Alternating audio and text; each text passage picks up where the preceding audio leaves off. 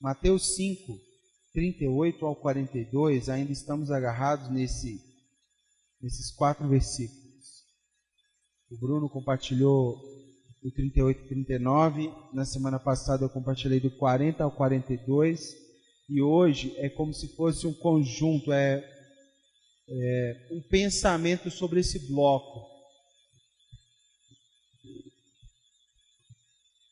Vou ler novamente, 38 ao 42. Vocês ouviram o que foi dito, olho por olho, dente por dente, mas eu lhes digo, não resistam ao perverso. Se alguém o ferir na face direita, ofereça também a outra. Se alguém quiser processá-lo, tirar-lhe a túnica, deixe que leve também a capa. Se alguém forçar a caminhar com ele 1 milha, vá com ele 2. Dê a quem lhe pede e não volte as costas àquele que deseja pedir-lhe algo emprestado. Um título que nós decidimos compartilhar com os irmãos desse domingo, são 2 afirmações. A primeira é negando-se, e a segunda, seguindo Cristo.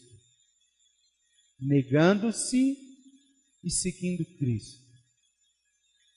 Nós chegamos a um ponto, irmãos, nesses estudos, nesse sermão, que me suscita um temor, tanto para mim como aquele responsável em compartilhar, quanto para vocês que estão ouvindo, da gente fazer com que esses ensinos, ou essa palavra, seja apenas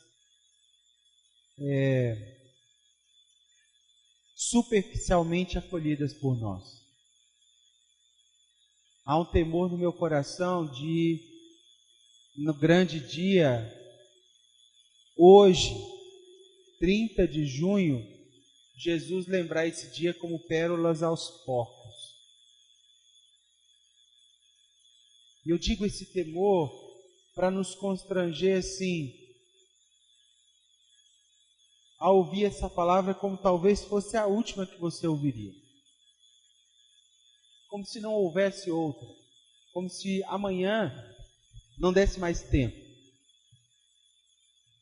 A fim de que ela tenha os desdobramentos mais profundos na nossa vida e não seja apenas mais um domingo, mais um sermão, mais uma pregação, a qual a gente não se compromete com aquilo que está sendo compartilhado, com a palavra que tem nos mudado.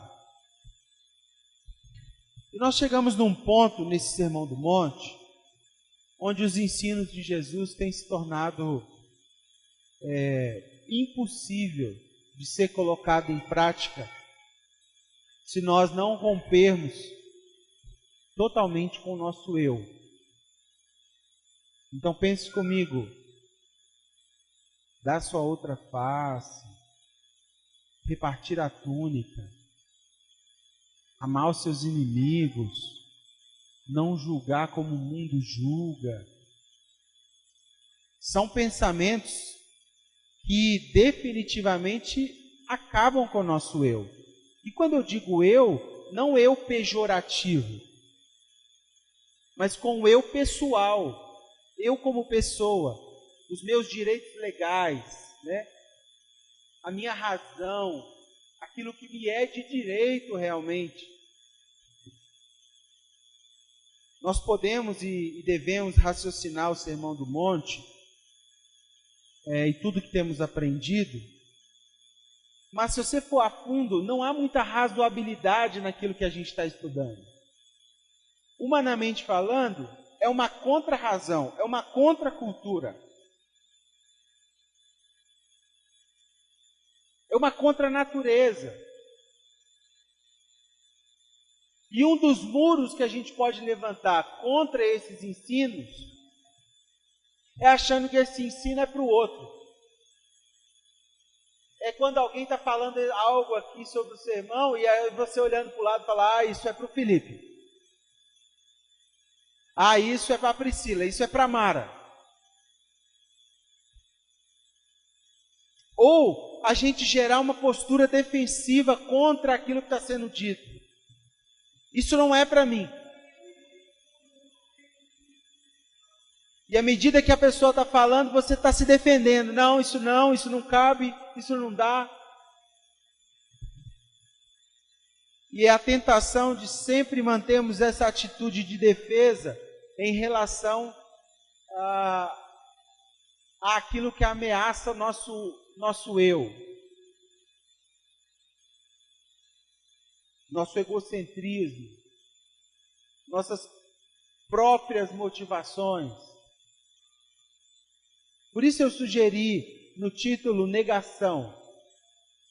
Negação não contra o pecado, não contra algo que é ilegal, mas negação daquilo que é legal, negação daquilo que é direito, aquilo que é real, que é o meu eu. Os tratado um esforço empregado no sentido da indiferença aos meus próprios interesses. É isso que Jesus está trabalhando no Sermão do Monte. Teve um homem chamado George Miller, que um dia escreveu algo muito interessante. Ele disse o seguinte: houve um dia em que eu morri totalmente, morri para o George Miller,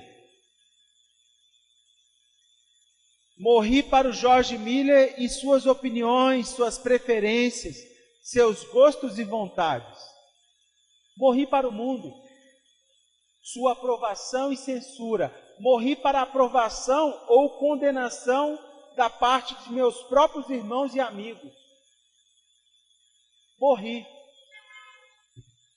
E desde então tenho me esforçado tão somente para ser aprovado por Deus. Uma coisa é você bater os ombros para aqueles que estão lá no mundo, lá fora, te julgando. Lá no mundo, entre aspas. Outra coisa é você bater os ombros para você mesmo. Para os seus amigos mais íntimos. Para as pessoas que têm mais acesso. Não no sentido de desprezo da pessoa, mas no sentido que se Deus te pede algo, o que Deus te pediu é mais importante do que as pessoas à nossa volta pensam sobre as suas ações. É nesse sentido que eu quero trabalhar a ideia da negação. Não da resistência ao pecado, mas da resistência a você mesmo. Ao Pedro, que a reação inicial é cortar a orelha, mas a reação final é entrega absoluta. Ele nega a sua natureza de reagir. Ele se doa porque ele foi mudado. E o primeiro ponto que nos dificulta a reconhecer essa negação é o que eu tenho chamado de eu exaltado. O eu exaltado. E eu queria mostrar para vocês algo que sempre quando eu passo nesse texto me chama a atenção. Está lá em Gênesis capítulo 3. Perceba nas entrelinhas do que eu vou ler. Perceba algo assim, como uma cirurgia, que você vai tirando as camadas. Perceba algo abaixo das camadas do que eu vou ler. Gênesis 3:1. Ora, a serpente era o mais astuto de todos os animais selvagens que o Senhor Deus tinha feito. E ela perguntou à mulher: foi isso mesmo que Deus te disse? Não coma de nenhum fruto das árvores do jardim? Respondeu a mulher à serpente: podemos comer do fruto das árvores do jardim, mas Deus disse: não coma do fruto da árvore que está no meio do jardim, nem toquem nele, do contrário, vocês morrerão. Disse a serpente à mulher: certamente não morrerão. Deus sabe que no dia em que dele comerem, seus olhos se abrirão e vocês, como Deus, serão conhecedores do bem e do mal. Vocês, como Deus, vocês à altura de Deus, vocês no governo de vocês mesmos, será como Deus. Irmãos, o diabo ele foi muito eficiente em reconhecer o potencial do nosso eu. O diabo sabia o gatilho, irmão. Ele sabia o potencial do eu exaltado, que havia a propensão dentro de nós. E por esse motivo que a tentação foi lançada em termos egoístas. A serpente, ela não criou um mecanismo de queda. Ela só aguçou o eu de forma que ele passasse da marca daquilo que Deus falou. Esse eu criado por Deus tinha uma proteção, a palavra de Deus, o que Deus disse. A serpente ela foi indo e não criou do nada. Ela simplesmente chegou no eu e provocou ele. Ela chegou na nossa capacidade de ser e falou assim: que tal ser igual àquilo que te criou? Que tal ser como ele? Que tal ter o mesmo conhecimento dele? Que tal duvidar do que ele falou? Porque o primeiro aspecto da queda é o da incredulidade. O que é isso? A serpente ela lança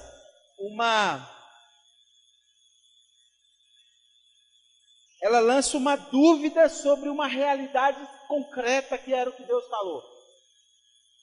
Deus disse algo, aí ela falou: será que foi isso mesmo que Deus disse?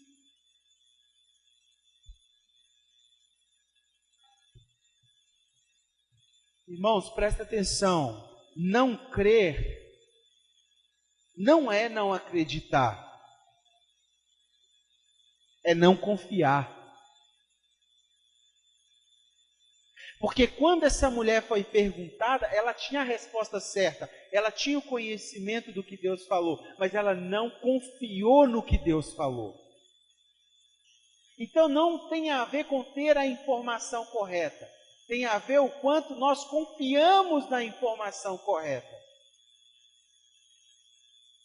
E o primeiro aspecto da queda para o nosso eu ser exaltado foi a incredulidade, foi a dúvida severa de quem Deus é. A questão não era se podia ou não podia comer, a questão era o amor de Deus protegendo o ser criado. E esse ser criado não acreditou no amor que estava por trás do cuidado de Deus protegendo daquela árvore. O segundo aspecto da queda é a soberba. Tem alguém aqui com problemas nisso? É a pretensão da gente se bastar, da gente não precisar de ninguém, da gente ter o orgulho de bater no peito e falar: eu até vou no culto, mas eu não sou parte e eu me garanto. Eu comigo mesmo me basto. É a pretensão de você se definir sem Deus. É esse homem olhando para o ser criado, que colocou uma margem e falou assim, ó, você até pensou assim, mas eu penso melhor do que você e quero desse jeito. E eu posso fazer isso sem a sua ajuda. Soberba. E o terceiro aspecto da queda é a concupiscência. A mulher viu a árvore,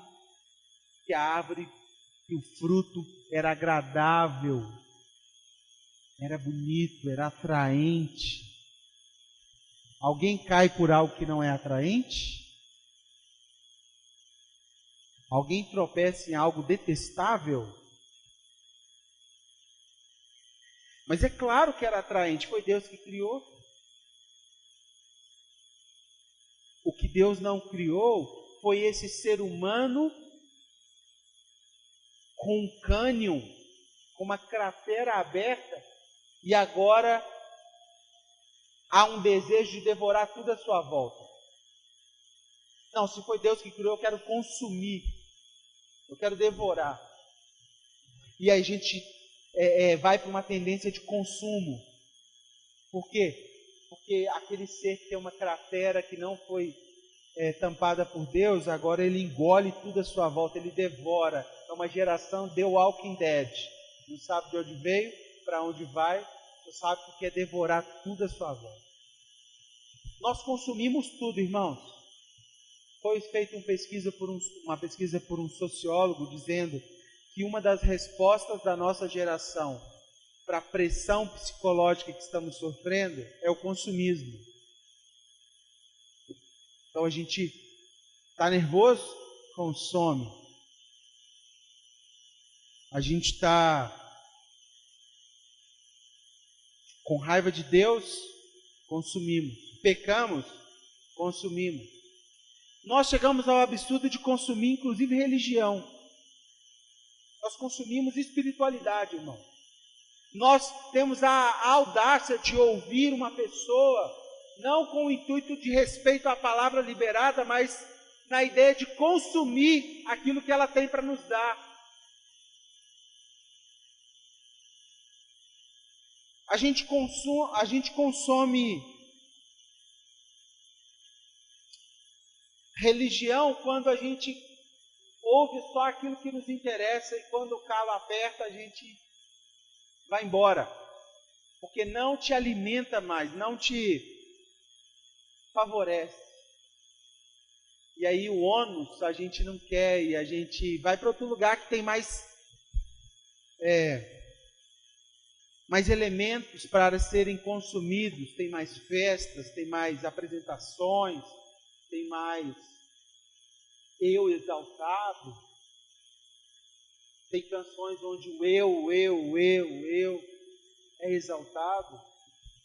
Por quê? Porque nós somos uma geração de consumo. De onde veio isso? Daquela Eva que abriu uma cratera no coração humano, e assim como ela devorou aquele fruto, ela quer devorar tudo à sua volta para tampar essa fissura que só Jesus pode tampar. A queda, irmãos, significa o rompimento desse sistema relacional entre o homem e Deus, entre o homem e a criação, e o homem e o seu próximo, né? Ah, não tomamos o caldo ontem, tá bom demais. Não preocupar com o próximo não, igual o Gabriel leu aqui. Para quê?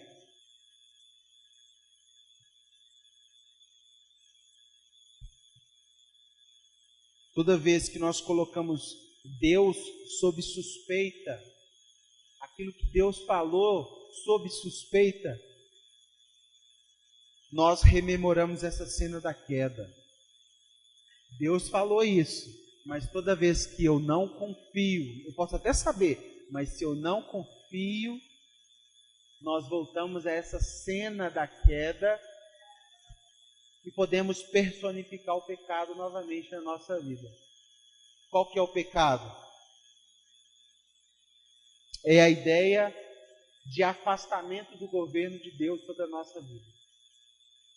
Engraçado que a gente acha que estão em queda só aqueles que estão fora dos preceitos morais evangélicos, né?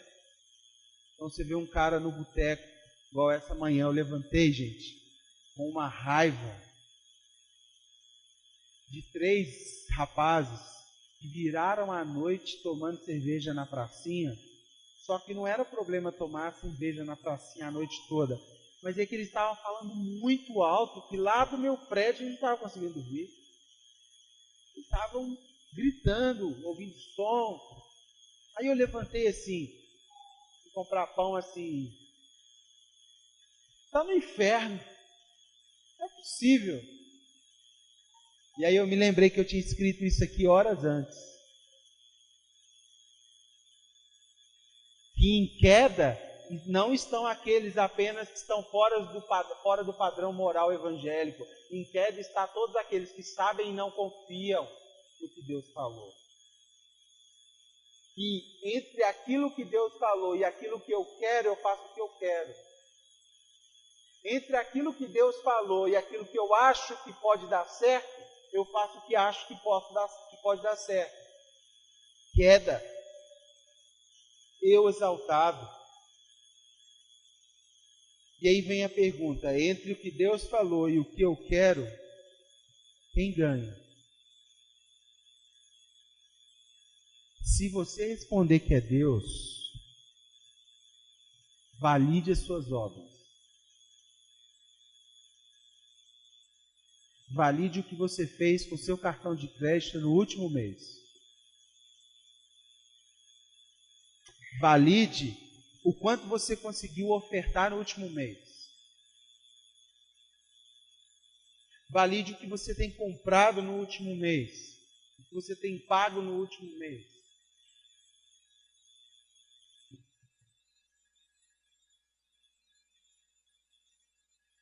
Porque a nossa geração tem trabalhado para cada dia ter um eu mais exaltado.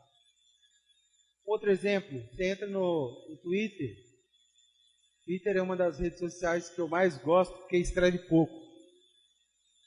Não tem tempo de ler muito, aí vai passando. Mas no Twitter vale a ideia da revanche. Mais ou menos o seguinte, você falou algo contra mim. Aí eu entro lá com uma resposta pequena e tento te lacrar. O que significa isso? Fazer com que as pessoas validem que o meu argumento é maior do que o seu, mesmo que eu esteja errado. O que importa é se o meu eu vai ficar exaltado acima do seu. Sim ou não? E virou uma mídia de eu exaltado. Aí a pessoa melhorou um pouquinho o físico, quer exaltar o seu eu. Trocou de carro, exalta o eu. Vai para um show evangélico, gospel, cristão, o que você quiser chamar, eu exaltado.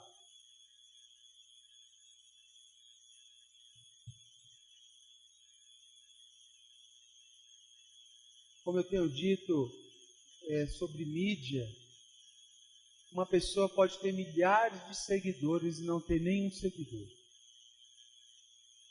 Uma pessoa pode ter 3.000, 4.000, 15.000 pessoas seguindo a vida social dela e ela não ter nenhum discípulo de Jesus. Porque ela não tem tempo. Ela gasta tanto tempo em mostrar o eu exaltado para outros que ela não tem tempo de fazer Cristo conhecido na vida do outro, na sua própria vida. Então, o primeiro aspecto da negação, da dificuldade, é a gente vencer esse gigante chamado eu. Palavras do Chester, ao ser perguntado o problema do mundo, cristão, protestante, entrega do prêmio Nobel, perguntaram para ele, qual o problema do mundo? A ele, eu sou o problema. O nosso eu é o problema. Quando eu olho para o Sermão do Monte e olho para Jesus, o que Jesus mostrou para esses homens era menos eu e mais nós. Menos a individualidade, no sentido negativo, de interesse, mais Deus. Menos você, mais o reino de Deus. E então a gente, vencendo o eu exaltado, nós podemos pensar no convite, que é seguir a Cristo. Esse Cristo que não aceita a gente de qualquer jeito, ou não aceita com que a gente leve as nossas prioridades. Mateus 16, 24, diz assim, então Jesus disse aos discípulos, se alguém quiser acompanhar-me, negue-se a si mesmo, tome a sua cruz, Mateus 16, 24, e siga-me, Pois quem quiser salvar a sua vida, perde. Quem quiser perder por minha causa, a encontra. Versículo 26. Abra os ouvidos do homem interior. Olha isso. Pois que adiantará o homem ganhar o mundo inteiro e perder a sua alma? Ou o que o homem poderá dar em troca de sua alma? Pois o Filho do Homem virá na glória de seu Pai com seus anjos, e então recompensará a cada um de acordo com o que tenha feito.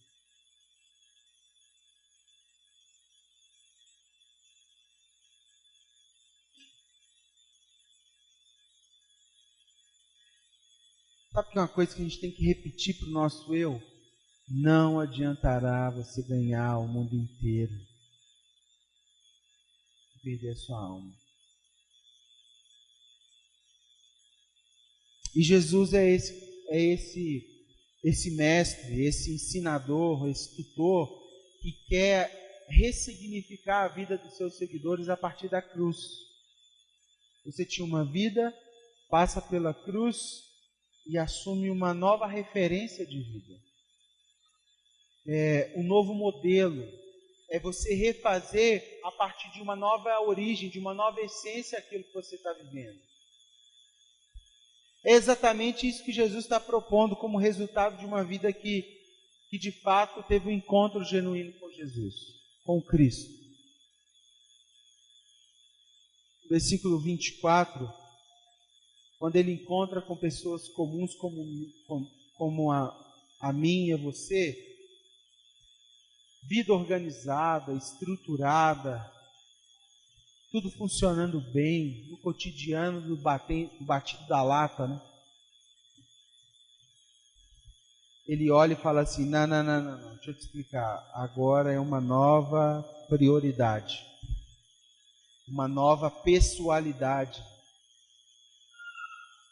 Jesus põe a explicar o que significaria segui-lo. Quer mesmo? Vou te explicar o que vai acontecer. Primeiro, a pessoa que se alistava para essa causa tinha que negar a si mesmo, ou seja, abandonar a atitude do eu, do egocentrismo, do eu exaltado. Pessoas voltadas muito para a sua causa, para si mesmo, não ligadas a interesses coletivos. É a morte do eu. É uma adesão a uma característica de vida para o outro, vida comunitária, coletiva.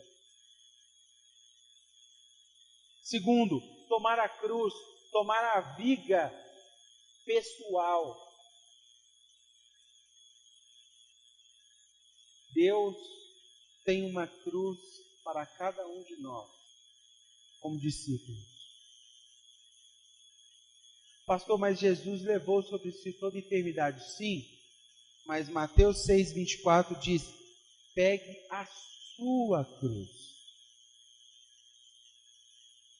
Não é o seu amigo te ajudar a levar a cruz para você. Não é alguém fazer o que você tem que fazer. É a sua, pessoal. A sua trave de execução pessoal. Tacá bem disse aqui, né? É como se você Jesus pegasse a corda e falasse assim, pode ir, chegou o dia. Ou pegasse a PT 380 carregado, entregasse para você e falasse assim, pode ir.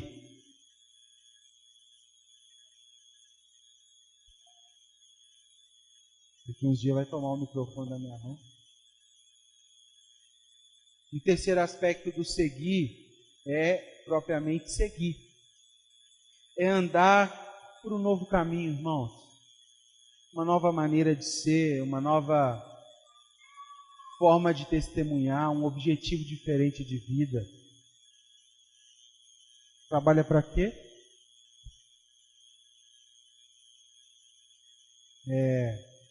Estuda para quê? Vive para quê? Tem filhos para quê? Educa para quê? Paga para quê? Porque essa vida do eu exaltado, irmãos, é muito chata. É um buraco sem fundo. Ontem a gente tinha algo, hoje já não vale nada, amanhã você já quer diferente. Não acaba nunca. Porque é uma geração de consumo. Tem que devorar o novo.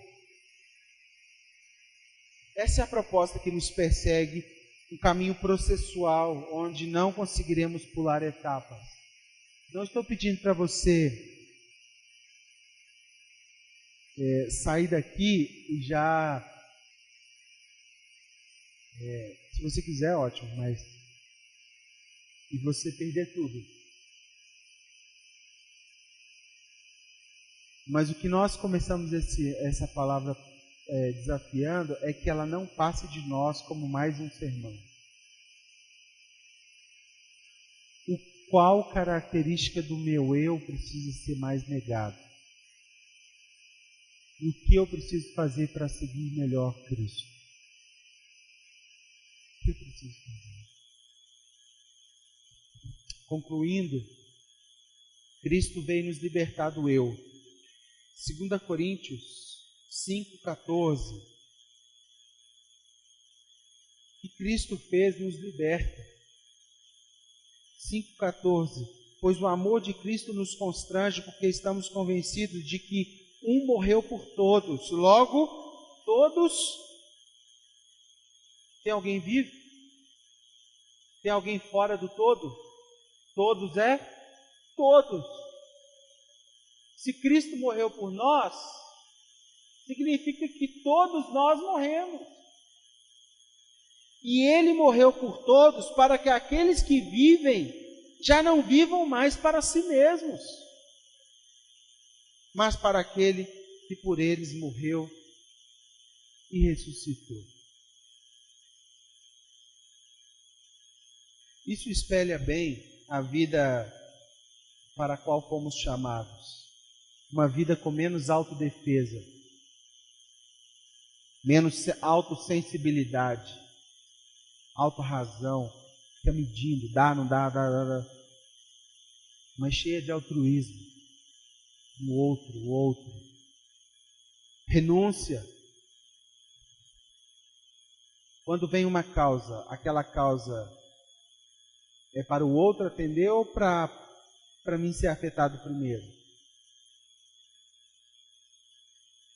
Tem uma frase do C.S. Lewis que eu gosto muito, que ele diz assim: morra antes de morrer, porque amanhã pode ser tarde demais. Morra antes de morrer, depois não haverá mais chance. Morra antes de morrer, depois não haverá mais chance. Depois é morte eterna. Lucas 9, 57. Muitas vezes a gente tromba nas prioridades do dia a dia.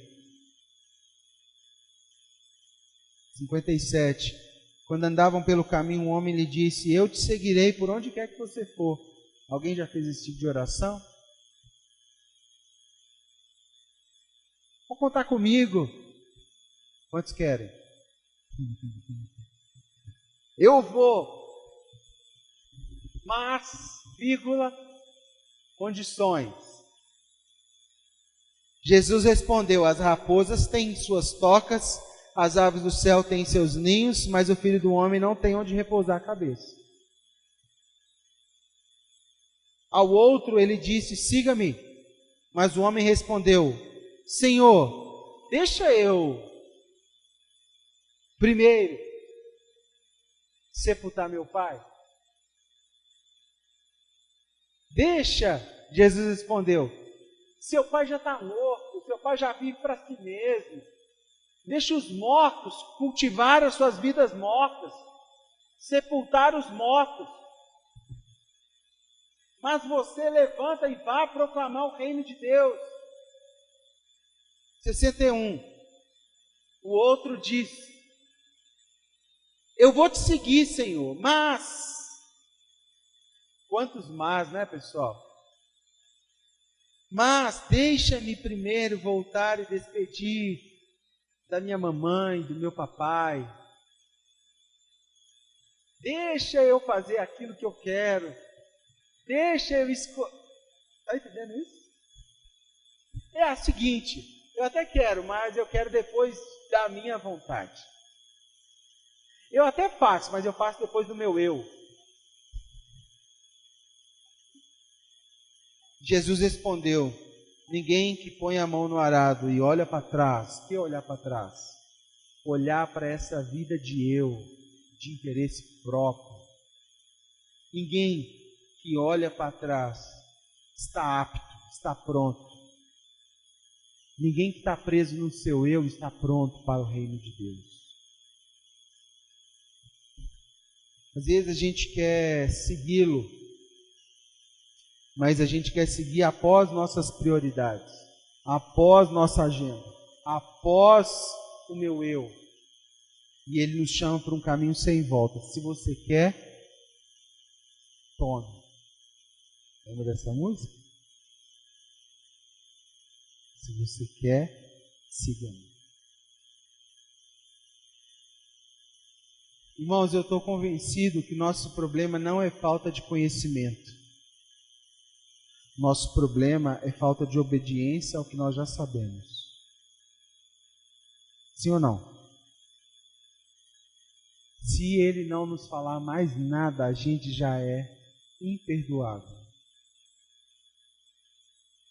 Imperdoável. João 12, 31 ao 33 fala das palavras de Jesus indo para a cruz, que ele fala assim: olha, quando eu for levantado na terra, eu vou atrair muitos a mim, que tenham força de morrer para o seu eu.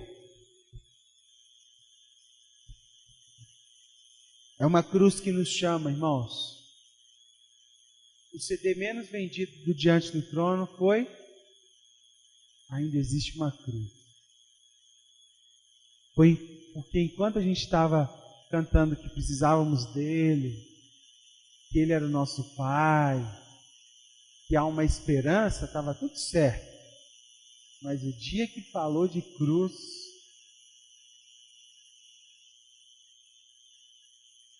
não há realidade, reino de Deus sem cruz.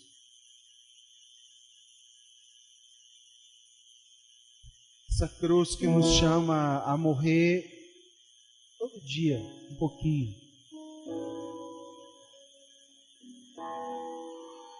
É desistir voluntariamente daquilo que você deseja para você e assumir uma vontade superior, mesmo que ela seja contra o seu eu.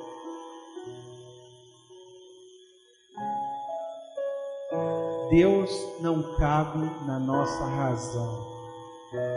Deus não cabe. Deus não cabe na nossa teologia.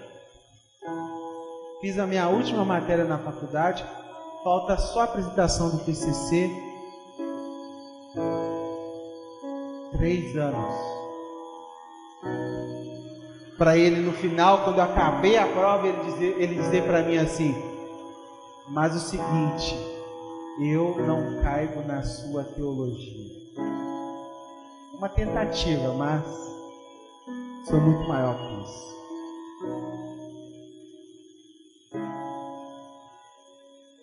Uma cruz que nos chama para assumir uma vontade superior sem esboçar resistência. Pastor, há uma cruz? Ah, sim.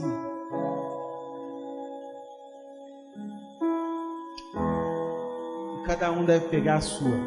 Cada um tem a sua.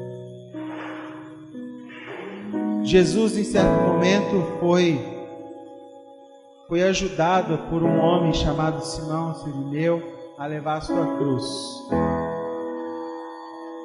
Mas ele tinha plena consciência de quem era aquela cruz.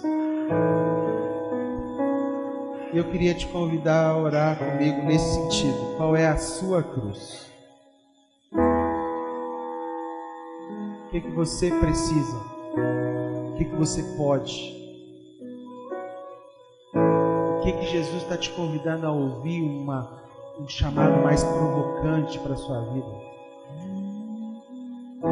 Para sair dessa monotonia do dia a dia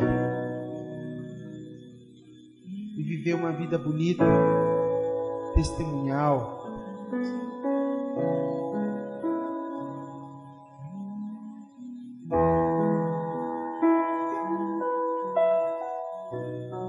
O que está faltando você entregar?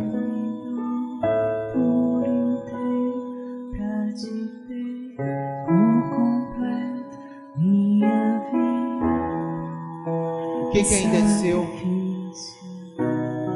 O que ainda você chama de seu? Isso é meu. O que é seu?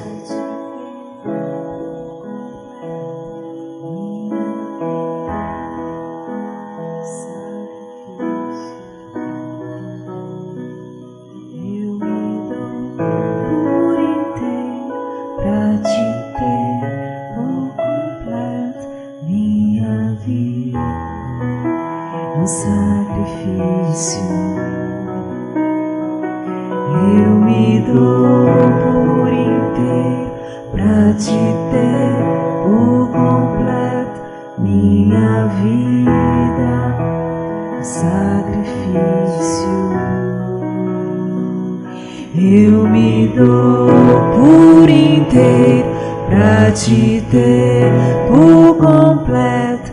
Minha vida é um sacrifício.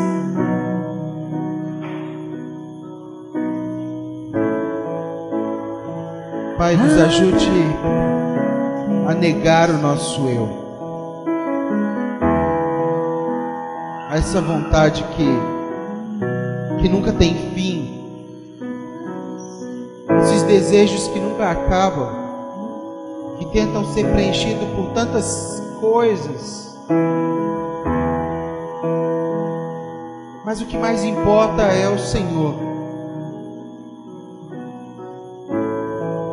Queremos nesse dia repactuar o nosso chamado. Queremos destronar o nosso eu, a nossa razão, a nossa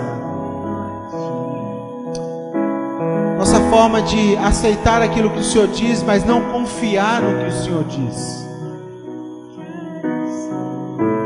Não queremos novamente voltar no jardim para pecar como aquela mulher pecou, mesmo sabendo a forma correta. Mas intimamente ela tinha dúvidas, ela não confiou.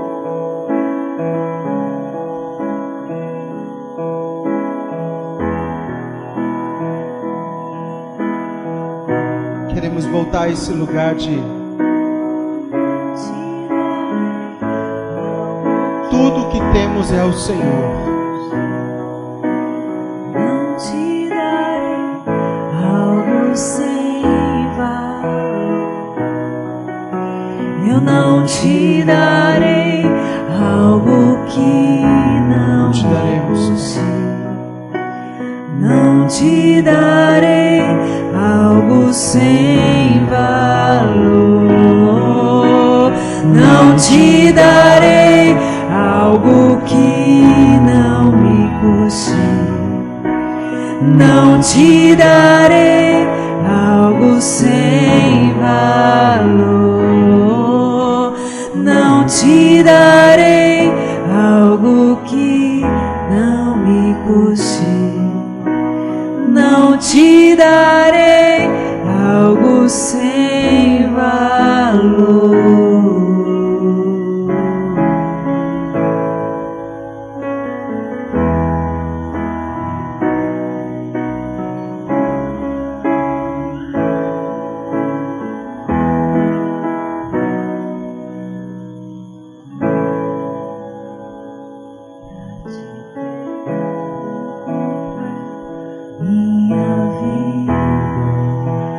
sacrifício. Eu me dou por inteiro pra te ter por completo. Minha vida é um sacrifício. Te damos. Eu me dou por inteiro pra te ter por completo. Minha vida é um sacrifício. Eu me dou por inteiro pra te ter por completo. Minha vida é um sacrifício.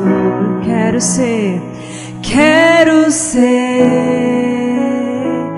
agradável a ti, como um perfume. Quero ser agradável a ti, como um perfume. Faz isso em nós, Senhor. Faz isso em nós.